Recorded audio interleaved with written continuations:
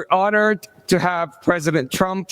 We're honored under the sponsorship and guidance of His Royal Highness to celebrate a U.S.-Saudi and a Saudi-U.S. relationship that is 92 years old, about how we move from an oil-based economy to an innovation-based economy powered by wonderful technologies that definitely you're one of the pioneers in this industry. We just showed to His Royal Highness some of your Optimus robots, and to President Trump. Let's talk about that. Tell me about them. Yes, so we just showed several of our Tesla Optimus robots to His Highness and President Trump, and I think they were very impressed. In fact, one of our robots did the Trump dance, which I think was pretty cool. The YMCA, yeah? Yeah, to YMCA. So yeah, our robots can dance, they can walk around, they can interact.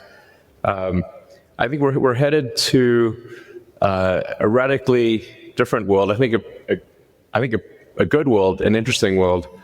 My prediction actually for humanoid robots is that ultimately there will be tens of billions. I think everyone will want to have their personal robot. You can think of it like as though you had your own personal C-3PO or R2-D2, but even better. Then who wouldn't want to have their own personal C-3PO or R2-D2? That would be pretty great.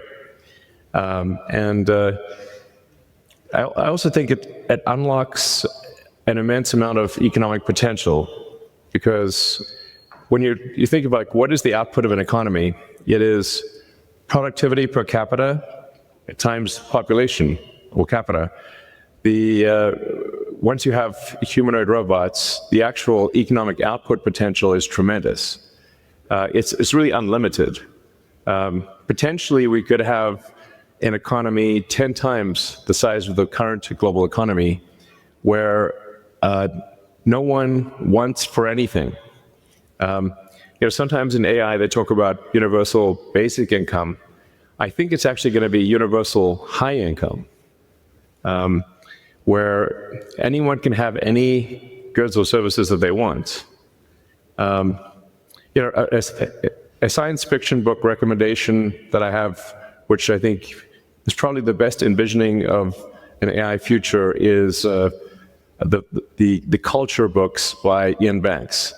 Very highly recommended for a non-dystopian view of the future. Now, there obviously are some risks, which illustrate perhaps if we don't do this right, you could have like a James Cameron sort of movie, Terminator. We don't want that one.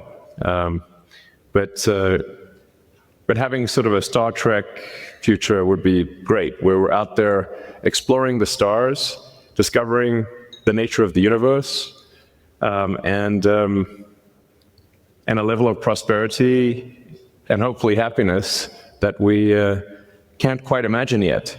So I'm very excited about the future, and very glad to be here. Thank you for having me. It's